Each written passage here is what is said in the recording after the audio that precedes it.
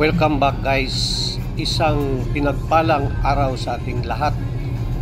Ngayong araw na ito, ating baybayin ang Davao Coastal Road upang makita ng mga taga-ibang lugar kung gaano kaganda ang Davao City.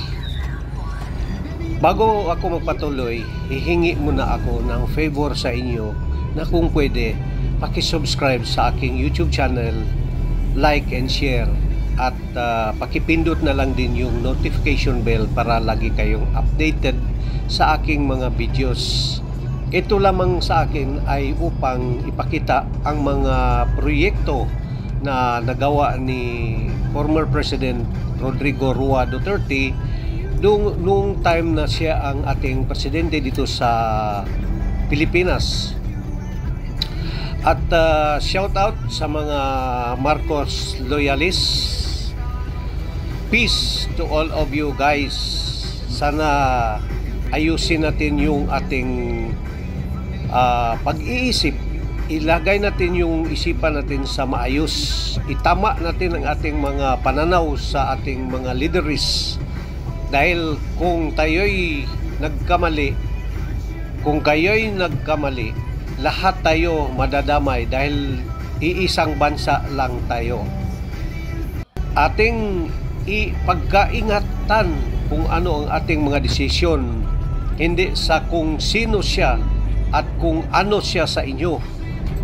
Ang akin lamang ay maging mapagmatsyag tayo dahil mismo ang dating ex-marine officer na na-assign dito sa ating bansa noong 1986 ay pinaalalahanan tayo mga Pilipino, at yun ay dapat nating unawain na talagang delikado nga tayo kung tayo ay maging matigas ang ulo at ating ginagawa yung hindi tama na desisyon. Mismo siya, sinabi niya na ang US ay hindi kaibigan ng Pilipinas at ang Pilipinas ay hindi kaibigan ng US. Tayo'y isang kasangkapan lamang at gagamitin lang tayo sa panimula, pero sa kalaunan tayo'y malaking problema. Tayo'y bibigyan ng malaking problema dahil sa atin lahat babagsak kung ano ang maging resulta ng ating desisyon. So, bigay din niya, sinabi rin niya ang Ukraine kung anong nangyari sa Ukraine ngayon at kung ano ang papel ng US. Ang US, nakita na ninyo yung video na ito. Alam ko dahil naging trending ito ngayon, usap-usapan ngayon. Imposible naman na hindi nyo maunawaan. Tayo'y magdesisyon. Tayo tao, hindi tayo dapat mag-judge ng isang tao kung ano ang pagkatao niya. Ay ito sa akin bilang isang tao, dapat ang ating judgment ay yung nakikita natin na ginagawa niya.